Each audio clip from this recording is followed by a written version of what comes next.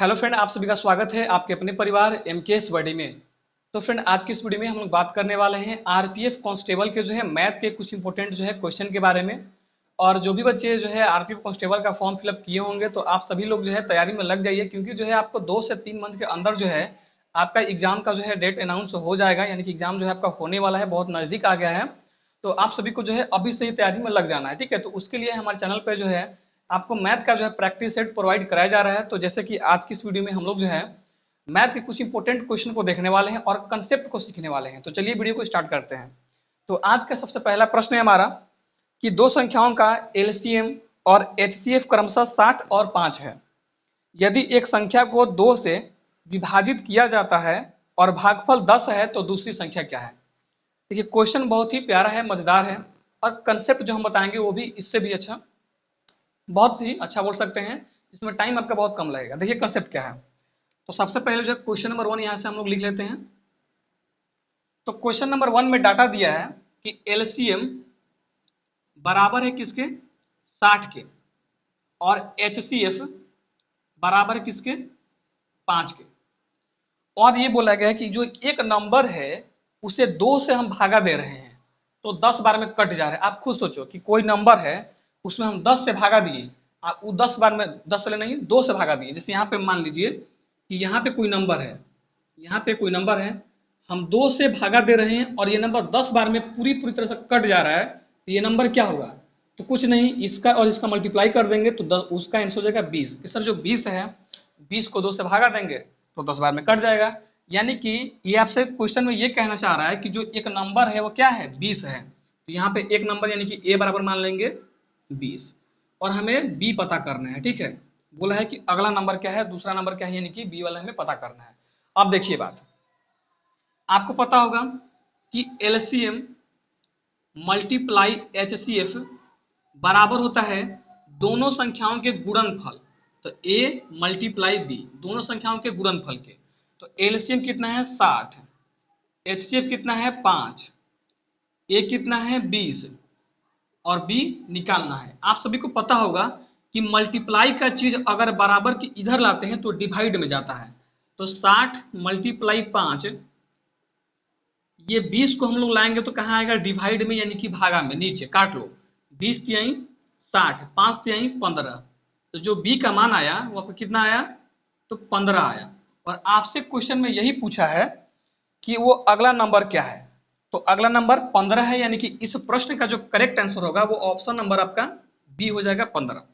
ठीक है, तो आपको ये कंसेप्ट क्लियर हो गया। चलिए, तो आप लोग क्या कीजिए कि इसका स्क्रीनशॉट ले लीजिए, आगे बढ़ते हैं अगले क्वेश्चन की ओर। चलिए, तो क्वेश्चन नंबर जो हम लोग 2 को देखते हैं।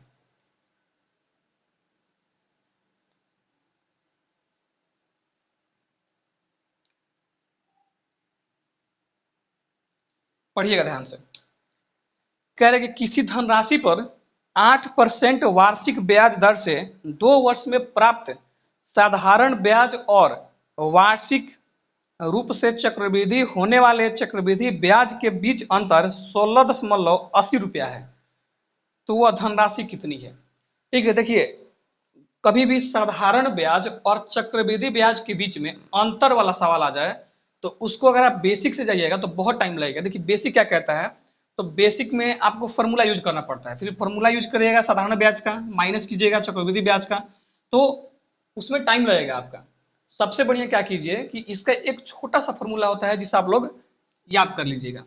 यहाँ पे हम लोग जो है सी आई माइनस एस आई, यानी कि चक्रवृद्धि ब्याज माइनस साधारण ब्याज बराबर होता है पी। पी से क्या होता है, प्रिंसिपल, यानी कि मूलधन। ठीक है, मूलधन है, ये जो राशि है उसको बोलेंगे। आर मतलब रेट, बटा में 100, और इसका स्क्वायर करते हैं। क्या करते हैं, स्क्वायर करते हैं। तो देखिए कितना अंतर दिया है, 16.80, 16.80 जो है आपका ये अंतर दिया है, इसको लिख लिए यहाँ पे। आगे हमसे जो है मूलधन पूछ रहा है, यानी कि वो पैसा पूछ रहा है, तो पी का पी छोड़ देंगे। हमें रेट मालूम है, रेट कितना है 8%, तो 8 रखेंगे बट्टा में 100, और यहाँ पे स्क्वायर है तो स्क्वायर लगा देंगे। इसको काट लीजिए, तो इसको काटेंगे 2 चौका 8, और इसको काटेंगे 25 चौका 100। 16.80 बराबर हो जाएगा पी। 2 का स्क्वायर करेंगे तो 4, और 25 का स्क्वायर करेंगे तो 25 मल्टीप्लाई 25 छोड़ देंगे। ठीक है, ये आपका मल्टीप्लाई में है। अब आप खुद सोचो, डिवाइड वाला चीज कहाँ जाएगा बराबर किधर, मल्टीप्लाई में, तो ये डिवाइड में है, इसको इधर भेजेंगे। तो 16.80 मल्टीप्लाई 25 मल्टीप्लाई 25, इसको यहाँ भेज दिए। और जो 4 है वो मल्टीप्लाई में है, तो वो कहाँ आएगा, डिवाइड में, इसको नीचे भेज देंगे 4, बराबर हो जाएगा p। इसको काट पीट करेंगे, आंसर आ जाएगा। देखिए काटना कैसे है, ये पॉइंट हटाएंगे तो बटा में क्या आएगा, 100 आएगा। 25 को काटेंगे तो 25 का 100 हो जाएगा, 25 ले 100 काटे 4 बार में, ठीक है। अब इसी 4 से इसको काटेंगे तो 4 चौका 16, 4 दूना 8। अब इस 4 से इस 4 को काटेंगे तो 4 एकम 4 और 5 चौका 20, 105। अब 105 का मल्टीप्लाई करेंगे 25 से, तो 25 का मल्टीप्लाई कीजिएगा 105 से तो कितना आएगा, तो p बराबर हो जाएगा 25 मल्टीप्लाई 105। तो 25 में 105 से मल्टीप्लाई कीजिए, सबसे पहले क्या कीजिएगा, 100 से मल्टीप्लाई कीजिएगा तो आपका आएगा 2500, और 5 से मल्टीप्लाई कीजिएगा तो 25 दूना 25 पचे 125, इसको जोड़ लीजिए।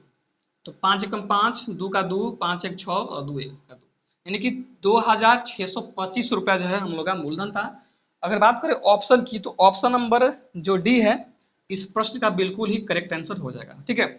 तो आपको क्या करना है, देखिए मल्टीप्लाई में टाइम वेस्ट नहीं करना है। आपको दिख रहा है कि 25 में मल्टीप्लाई करना है 105 से, तो 105 को तोड़िए, क्या होता है 100 प्लस 5। तो किसी भी संख्या में 10 से मल्टीप्लाई करना, 100 से मल्टीप्लाई करना ईजी होता है। और करना क्या है कि 100 में 2 जीरो है, उस नंबर के साथ 2 जीरो लगा देंगे। तो 25 में 100 से मल्टीप्लाई कीजिएगा, 25 में 2 जीरो लगा दिए 2500, फिर 25 में 5 से कीजिएगा तो 125 जोड़ लेंगे तो 2625 जो इसका करेक्ट आंसर हो जाएगा, ठीक है। चलिए नोट कर लीजिए, आगे बढ़ते हैं। क्वेश्चन नंबर 3,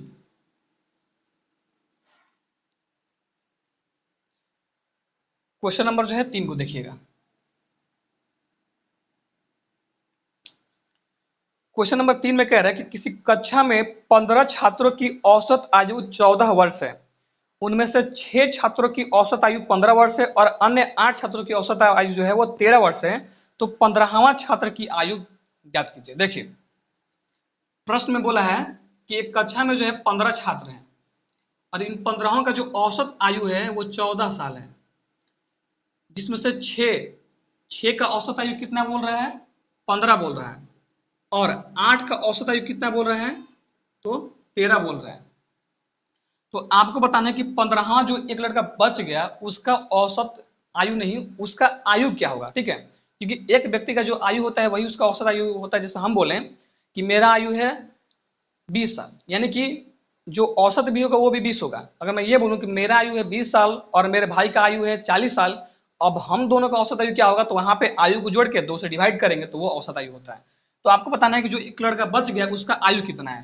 देखिए इस सवाल को अगर आप बेसिक से जाइएगा तो सबसे पहले क्या कीजिएगा, देखिए 15 मल्टीप्लाई 14 कीजिएगा। क्यों, क्योंकि औसत क्या बतलाता है कि इन 15 स्टूडेंट का जो आयु है वो 14 साल का 15 है।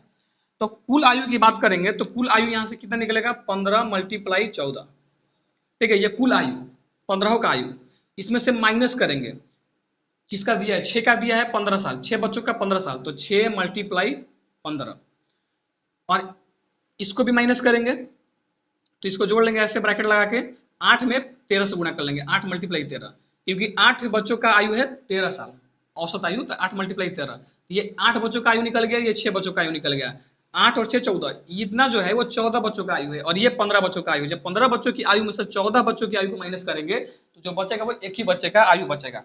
तो देखिए अब इसमें अगर आपको बेसिक्स भी बनाइएगा तो इसमें मल्टीप्लाई मत करिएगा, मल्टीप्लाई करने में बहुत दिक्कत होता है। सबसे पहले क्या कीजिएगा, आप खुद समझिए, ये जब माइनस का साइन अंदर जाएगा तो ये प्लस वाले को क्या बना देगा, माइनस, बस इतना काम कर लीजिए, ये माइनस हो गया। अब देखिए यहाँ से 15 इसमें भी है 15 इसमें भी है, तो 15 को कॉमन कर लीजिए, कॉमन कीजिएगा तो यहाँ पे बचेगा 14 और यहाँ पे बचेगा 6, और यहाँ पे जो है उसको वैसे ही आप लिख लीजिए। अब देखिए 15 कॉमन किए हैं, 14 में से 6 जाएगा तो कितना बचेगा, तो 8 बचेगा, तो यहाँ पे 8 लिख लीजिए, माइनस का 8 इंटू 13। अब यहाँ पे देखिए 8 और 8 दोनों में है, 8 और 8 दोनों में है, तो 8 को कॉमन कर लीजिए, यहाँ पे बचेगा 15, माइनस का माइनस, यहाँ बचेगा 13, तो 15 में से 13 जाएगा कितना बचेगा 2, तो 8 मल्टीप्लाई 2 बराबर 8 दूना 16, यानी कि जो बचा आपका 15वां बचा, तो 15वां स्टूडेंट का जो आयु है वो 16 साल है। अगर आप बेसिक से भी जाइएगा तो आप इतना आसानी से कर सकते हैं। अच्छा, अगर इससे भी अगर आपको स्मार्ट अप्रोच लगाना है तो देखिए उसके लिए आपको क्या करना है, कुछ नहीं करना है, आपको बस यहाँ पर देखना है डाटा को, पूरा अगर स्टूडेंट की बात करें तो कितना है, 14 साल है।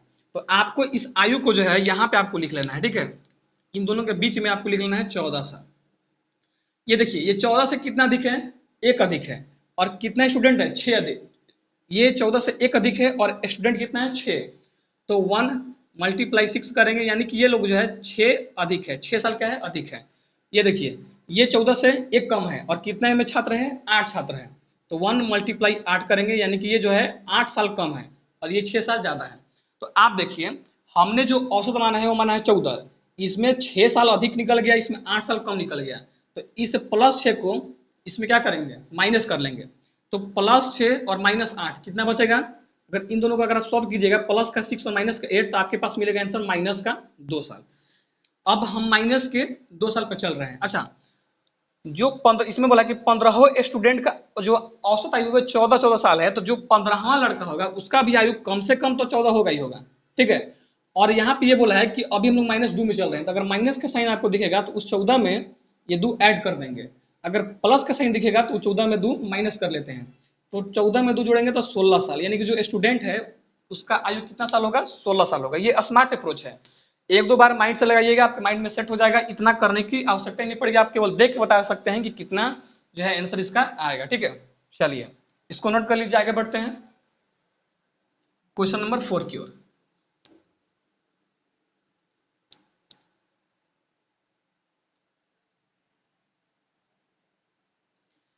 पढ़िएगा ध्यान से। कह रहा है कि वह अनुपात ज्ञात कीजिए जिसके दोनों पद का अंतर 45 है और प्राप्त मान 4/7 के बराबर है। देखिए, सवाल बहुत ही आसान है। प्राप्त मान 4/7 का अर्थ ये बोल रहा है कि 7:4 के वो अनुपात में रहेगा, ठीक है। अब इन दोनों का अंतर बताइए कितने का है, तो आप बोलेगा सर 7 में और 4 में जो अंतर होता है वो 3 का होता है। और यही बोला है कि अंतर कितने का है, 45 का अंतर है। 45 बोला है ना, हाँ, 45 का अंतर है। अब क्या कीजिए कि जब 3 का मान 45 है तो एक का मान क्या होगा, तो आप बोलेंगे सर 15। तो एक का मान आ गया 15। और प्रश्न क्या बोला है कि वह अनुपात पता करना है। तो कुछ नहीं करना है, 15 का मल्टीप्लाई कीजिएगा 7 में और 15 का मल्टीप्लाई कीजिएगा 4 में। तो 15 से 4 में कीजिएगा तो आपका आएगा 60 और 7 में कीजिएगा तो आएगा 160 और 105 किस ऑप्शन में है, तो ऑप्शन नंबर ए में दिया है। इस प्रश्न का जो करेक्ट आंसर होगा वो ऑप्शन नंबर ए होगा, ठीक है। तो इस प्रकार के प्रश्न को ऐसे हम लोग सॉल्व करते हैं। स्क्रीनशॉट ले लीजिए उसका। चलिए आगे बढ़ते हैं क्वेश्चन नंबर 5 की ओर। 5 को देखिएगा। क्वेश्चन नंबर आपका 5 कह रहा है कि यदि एक ईंट की माप 28 centimetre multiply 18 centimetre multiply 6 centimetre है, तो 21 मीटर लंबा, 12 मीटर ऊंचा और 36 सेंटीमीटर मोटा दीवार को बनाने में कितने ईंट लगेंगे। इस प्रकार से कभी भी अगर आपको सवाल है जिसमें डायमेंशन दिया रहे, लेंथ, ब्रेथ और हाइट, तो कुछ नहीं करना है, ऊपर में लिखना है। अगर आपको दीवार लेगा तो दीवार का डायमेंशन लिखेंगे, जैसे कि यहाँ पे सबसे पहले आपको क्या करना है कि बट्टा वाला लाइन पारना है। लाइन पारने के बाद अगर आपसे बोले कि ये बनाना है, जैसे इसमें बोला है दीवार बनाया जा रहा है, अगर आपसे पूछे घर बन रहा है या कुछ भी बन रहा है, उसका जो डायमेंशन दिया रहेगा, जैसे कि इसमें जो दीवार बन रहा है उसका डायमेंशन कितना है, लंबाई है 21 मीटर, लंबाई दिया है 21 मीटर। अच्छा, एक बात आप ध्यान में रखिएगा, इसमें लंबाई 21 दिया है, ऊंचाई 12 दिया है और जो मोटाई है इसका वो 36 दिया है, लेकिन वो सेंटीमीटर में दिया है। तो हमें ये तीनों को एक ही यूनिट में रखना है। तो क्या करते हैं, जो मीटर में है उसको हम लोग सेंटीमीटर में ही चेंज कर लेते हैं। तो 21 मीटर में क्या सेंटीमीटर, 2100 मल्टीप्लाई, और कितना आपका ऊंचाई है 12 मीटर, तो 12 मीटर में क्या सेंटीमीटर, 1200, क्योंकि एक मीटर बराबर होता है 100 सेंटीमीटर के, ठीक है। और जो उसका मोटाई दिया है वो 36 दिया है, तो 36 को सेंटीमीटर में ही छोड़ देंगे। अब नीचे उस ईंट का डायमेंशन लिखेंगे। ईंट का डायमेंशन क्या बोला है, 28 18 6, 28 18 6। अब कुछ नहीं करना, इसको काटना है और काटने के बाद जो आएगा वही आपका आंसर है। 6 से काटिएगा तो 6 बार में 36 चला जाएगा, ठीक है। अगर आप इसको काटते हैं तो अगर आप काटते हैं इसको तो 6 3 18 और 6 दूना 12, 3 से काटते हैं तो 7 3 21, 712 में ही चला गया आपका। इसको काटते हैं अगर आप देखिए, ये देखिए, अब यहाँ पे क्या कीजिएगा कि 700 को हम ऐसे भी लिख सकते हैं कि 7 मल्टीप्लाई 100, 700। तो क्यों लिखे हैं ऐसा, आपको दिख रहा है कि 7 से ये 28 कट जाएगा 4 बार में, 7 से 28, और ये 4 से ये 200 काट लेंगे 50 बार में। अब आप मल्टीप्लाई कर दीजिए, ठीक है, तो मल्टीप्लाई कीजिएगा तो 50 मल्टीप्लाई 100 मल्टीप्लाई 6, तो 6 का मल्टीप्लाई 5 में कीजिएगा, 6 5 30। अच्छा, 30 करने के बाद अब 100 में करना जरूरी नहीं है, अब एक बार ऑप्शन देख लीजिएगा कि 30 यानी कि पहला जो लेटर है वो 3 कहाँ पे आ रहा है। तो ऑप्शन में देखिएगा तो देखिए, एक में आपका 2 दिया है, एक में 2 5 दिया है, एक में 2 4 दिया है और एक में 3 दिया है, यानी कि ऑप्शन नंबर सी ही होगा। ठीक है, क्या होगा, सी ही होगा। ठीक है, आगे मल्टीप्लाई नहीं करना है, ऑप्शन देके डायरेक्ट इसको आगे बढ़ जाना है। चलिए आगे बढ़ते हैं क्वेश्चन नंबर 6 की ओर। 6 में आते हैं, पढ़िएगा ध्यान से। 6 में कह रहा है कि एक व्यक्ति ने एक कार 3,80,000 रुपए में बेची और उसे 5% का हानि हुआ, मतलब इतना में बेच रहा है तो 5% का उसको नुकसान हो रहा है, तो 15% का लाभ कमाने के लिए वो कितना में बेचेगा।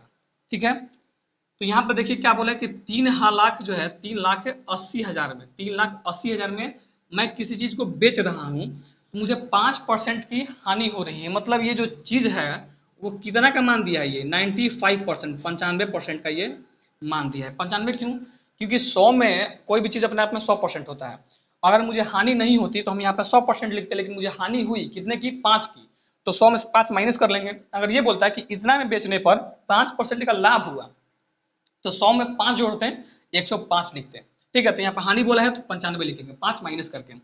और बोला कि 15% का लाभ कमाने के लिए, तो लाभ हम कभी भी कमाते हैं तो अब देखिए क्रय मूल्य पर कमाते हैं और क्रय मूल्य हमेशा 100 होता है, यानी कि लाभ कितना कमाना है, 15 का कमाना है, तो हम 100 में 15 को जोड़ेंगे, यानी कि 115% का मान बताना है। तो आप क्या कीजिए, देखिए ये परसेंट से परसेंट कट गया, 19 पाँचे 95 और 23 पाँचे 115, 19 से काटेंगे, 19 दूना 38, बस इतना ही पे रुक जाना है। 23 दूना 46, बस देख लीजिए 46 किस ऑप्शन में है, तो 46 दिया है ऑप्शन नंबर सी में, यानी कि ऑप्शन नंबर सी जो है इस प्रश्न का बिल्कुल ही करेक्ट आंसर हो जाएगा। ठीक है, चलिए स्क्रीनशॉट ले लीजिए, आगे बढ़ते हैं क्वेश्चन नंबर 7 में। 7 को देखिएगा, कह रहा है कि एक कार पहले 272 किलोमीटर की दूरी जो है 40 किलोमीटर प्रति घंटा की औसत चाल से, और अगले 85 किलोमीटर की दूरी 50 किलोमीटर प्रति घंटा की औसत चाल से तय करती है, तो पूरी यात्रा के लिए औसत चाल क्या है। देखिए कभी भी ऐसा प्रश्न है जिसमें आपसे बोले कि औसत चाल बताइए, ठीक है, औसत क्या बताना है आपको, औसत चाल बताना है, तो औसत चाल हम लोग कैसे बताएंगे, देखिए बात को समझिएगा। अगर हम आपसे ये बोलें कि मान लीजिए हम जो है 100 किलोमीटर जा रहे हैं 10 घंटा में, 100 किलोमीटर जा रहे हैं 10 घंटा में, और 50 किलोमीटर जा रहे हैं 5 घंटा में, कितना, 5 घंटा में। तो हम बोले, हम पूछे आपसे कि मेरा औसत चाल क्या है, औसत चाल क्या है, तो कुछ नहीं करना है, आपको ये दूरी को जोड़ना है, तो 100 में 50 जोड़िएगा तो कितना आएगा, 150, और ये दूरी को जोड़ के ये हो गया कुल दूरी जो मेरे द्वारा तय की गई है, कुल दूरी बटा में टोटल समय, तो टोटल समय कितना है 10 घंटा, और 5 घंटा 15 घंटा, डिवाइड कीजिएगा 10 आएगा, मतलब कि जो मेरा औसत चाल है मैं 10 के रफ्तार से चल रहा हूँ, 10 का स्पीड से चल रहा हूँ, जो मेरा औसत चाल है वो 10 का है।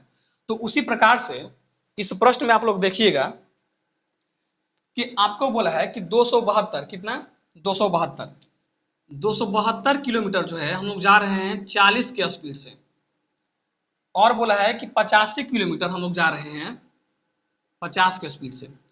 आप ये बताइए कि यहाँ पे कहीं टाइम दिया है, समय समय नहीं दिया है, दूरी तो मालूम है कि 272 और 85, लेकिन समय नहीं मालूम है, तो समय निकालने के लिए ही आपको ये स्पीड दे दिया, क्योंकि समय बराबर होता है दूरी बटा में चाल, समय बराबर दूरी बटा में चाल, ये दूरी है ये चाल है, अगर आप इसको डिवाइड कीजिएगा तो समय निकल जाएगा, तो डिवाइड कर लेते हैं इसको।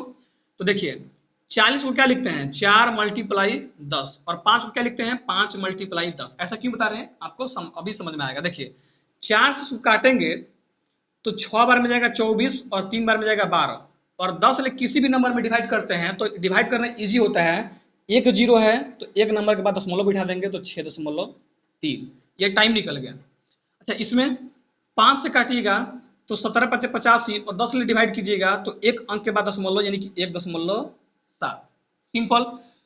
दूरी को जोड़िएगा तो 5 में 2 जोड़िएगा 7, 8 में 7 जोड़िएगा 8 7 15, और यहाँ पर 2 है और 2 में एक हासिल 3, 357। और इसमें डिवाइड करना है, समय को जोड़िए तो 7 में 3 जोड़िएगा तो 10, और 6 एक 7 और एक हासिल 8, यानी कि हम लोग को जो है 8 से क्या करना है, डिवाइड करना है। इसमें 8 से हम लोग को डिवाइड करना है, और अगर आप डिवाइड कीजिएगा तो वही हम लोगों का जो है यहाँ पे उत्तर पता चलेगा। एक सेकंड फ्रेंड, यहाँ पे जो है डिवाइड में यहाँ पे गलती हो गया, ठीक है। अगर हम 4 से डिवाइड करते हैं तो 6 बार में आपका जाएगा 24, और हासिल बचेगा 3 32। तो यहाँ पे 4 से डिवाइड करेंगे तो 8 से 32, 6.8 कर लीजिए यहाँ पे 6.8, ठीक है। इसको जोड़े तो कितना आता है, 5 2 7, 8 7 15 और 2 में एक जोड़ेंगे हासिल 3। इसको जोड़िएगा 8 7 15, दशमलव का दशमलव, 6 एक 7 एक हासिल 8, 85 से डिवाइड करना है। अब ये दशमलव हटाएंगे तो ऊपर में क्या जाएगा, 10 से मल्टीप्लाई करते हैं। 10 में मल्टीप्लाई करने का मतलब कि डायरेक्ट एगो इसमें जीरो लगा दीजिए, ठीक है। अब काटिए इसको, 85 को काटिएगा तो 17 5 85, इसको काटिएगा 7 5 35, और 5 कम 5 और 5 का 20, ठीक है। अब 17 से इसको डिवाइड करना है, तो 17 से अगर आप इसको डिवाइड करते हैं तो कितना बार में जाएगा, तो 17 7 24 17 चौके 68 है, 17 चौके 68 है, 69 70 71 34 बचेगा, और 70 दूना 34, यानी कि यहाँ पे जो करेक्ट आंसर होगा वो 42 होगा। कौन सा ऑप्शन में 42 दिया है, तो यहाँ पे 42 ऑप्शन नंबर डी में दिया है। इस प्रश्न का जो करेक्ट आंसर हो जाएगा वो ऑप्शन नंबर डी हो जाएगा, ठीक है। चलिए आगे बढ़ते हैं अगले प्रश्न की ओर।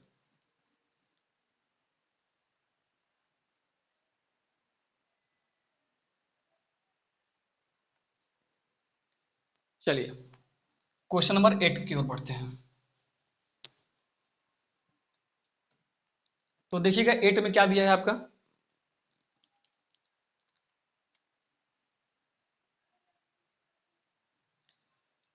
क्वेश्चन नंबर आपका 8 कह रहा है कि मोहन और रमेश मिलकर एक कार्य को 15 दिनों में पूरा कर सकते हैं। मोहन रमेश से 50% अधिक कुशल है, तो अकेले मोहन द्वारा कार्य को पूरा करने में लिया गया समय ज्ञात कीजिए। यहाँ पे देखिए मोहन और रमेश बोला है, तो यहाँ पे जो है मोहन है और यहाँ पे रमेश है, दोनों मिलकर किसी कार्य को कितने दिन में कर रहा है, तो 15 दिनों में कर रहा है। और सवाल में ये भी बोला है कि जो मोहन है वो रमेश से 50% अधिक कुशल है। 50% का अर्थ होता है 1/2। अगर रमेश 2 काम कर रहा है तो ये 2 से 1 अधिक, यानी कि ये 3 काम करेगा, ठीक है। ये इसका क्या निकल गया, क्षमता, यानी कि इफिशियंसी का रेशियो दिया है। अच्छा, दोनों मिलके 15 दिन में कर रहे हैं, तो ये एक दिन में 3 काम करेगा और ये एक दिन में 2 काम, दोनों को मिलाएंगे तो एक दिन में जो काम हुआ वो 5 काम हुआ, और दोनों मिलकर 15 दिन में कर रहा है, मतलब टोटल जो काम है वो 5 × 15 यानी कि 15 5 75, टोटल काम 75 है। और सवाल में पूछेगा रमेश जो है, रमेश नहीं, हाँ मोहन जो है अकेले उस कार्य को कितना दिन में करेगा, तो मोहन अकेले, तो मोहन एक दिन में 3 काम करता है, तो 75 काम को कितने दिन में करेगा, तो 3 से डिवाइड कर लेंगे, तो यहाँ पे जो है आपका आंसर आएगा 25 3 75, यानी कि जो है मोहन अकेले 25 दिन लगाएगा इस कार्य को करने के लिए। अब 25 किस ऑप्शन में दिया है, तो ऑप्शन नंबर जो है डी में दिया है, यानी कि इस प्रश्न का जो करेक्ट आंसर होगा वो ऑप्शन नंबर डी होगा, 25 दिन, ठीक है। इतना बातें क्लियर है आप सभी को। चलिए आगे बढ़ते हैं।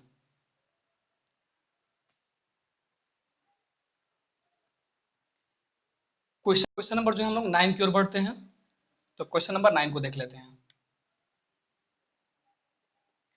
9 को पढ़िएगा, कह रहे हैं कि एक वस्तु का अंकित मूल्य पर 400 एक वस्तु का अंकित मूल्य 400 रुपये है, किंतु दुकानदार ने इस पर 25% और 15% का 2 क्रमागत छूट दिया, तो बताइए इस वस्तु का कीमत क्या होगा, ठीक है। इसको कितना में हम लोग बेचेंगे, तो देखिए 400 इसका दाम है, पहला छूट है 25% का, तो 25% बराबर होता है 1/4 का।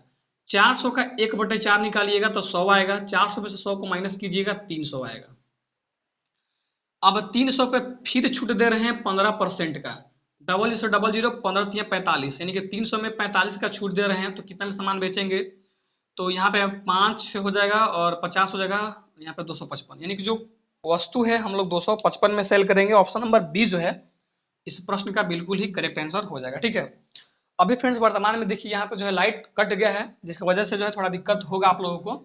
तो हम लोग जो है इस वीडियो में जो है क्वेश्चन नंबर जो हम लोग 10 तक कर लेते हैं। बाकी जो अगला वीडियो आएगा उसमें हम लोग क्वेश्चन नंबर जो है जो क्वेश्चन की संख्या रहेगी वो 20-25 के आसपास रहेगी। ठीक है, तो लास्ट क्वेश्चन देख लेते हैं, क्वेश्चन नंबर 10। क्वेश्चन नंबर 10 में देखिएगा, कह रहा है कि दो घनात्मक संख्याओं का अनुपात 3:4 है। यदि उनके घनों का योग 728 है तो इन दो संख्याओं का योग क्या है। देखिए यहाँ पे दो घनात्मक संख्या है 3:4 में, इनके घनों का योग। देखिए कोई भी चीज अनुपात में देता है तो वहां पे हम लोग x लगा कर लिखते हैं। 3x है और ये 4x है। इनके हम घन करेंगे, घन मतलब क्यूब, इसका करिए क्यूब और इसका करिए क्यूब। 3 का क्यूब 27 और x का क्यूब x क्यूब, 4 का क्यूब 64, x का क्यूब x क्यूब। दोनों को क्या करने पर जोड़ने पर 728 आ रहा है। जोड़ लीजिए 728, जोड़िएगा 7 4 11, 6 2 8, 1 9, 91 x क्यूब का मान है 728। तो x क्यूब का मान हो जाएगा 728 बटे में 91। 91 से काटेंगे तो आपका जो है 8 बार में जाएगा और हमें मान निकालना है x का मान। तो 8 ये x बराबर हो जाएगा। अब देखिए पावर, पावर में 3 है, जब पावर में 3 को भेजते हैं बराबर के उस तरफ तो वो जो है क्यूब बन जाता है। ये 8 का क्यूब निकालना है, तो 8 किसका क्यूब है, तो आप बोलेगा सर 2 का क्यूब है 8, तो x का मान आ गया 2। और क्वेश्चन में बोला है कि इन दो संख्याओं का योग क्या है, तो 4 और 3 7, 7 है और सबके साथ x लगाए हैं तो 7 में 2 से मल्टीप्लाई कर देंगे 14। या फिर ऐसे भी समझ सकते हैं, x का मान 2 आया तो संख्या हमने कितना माना था 3x और 4x। तो मैं यहाँ पे जो है 2 का वैल्यू पुट कर दीजिए, तो 2 का मान रखिएगा तो 3 दूना 6 और 4 दूना 8, जोड़िएगा 8 6 14। ठीक है, तो हम लोग का जो करेक्ट आंसर होगा इसका ऑप्शन नंबर आपका सी हो जाएगा, जो है 14। ठीक है, तो फ्रेंड आज की वीडियो में बस इतना ही। लाइन जो है कटने की वजह से जो है कुछ क्वेश्चन की संख्या कम हो गई है। जो अगला वीडियो होगा आप में जो है बहुत क्वेश्चन को वहाँ पे हम लोग कवर करेंगे। तो चलिए मिलते हैं नेक्स्ट वीडियो में। इसका जो है आप लोग स्क्रीनशॉट ले लीजिए। चलिए, तो मिलते हैं आप नेक्स्ट वीडियो में। धन्यवाद।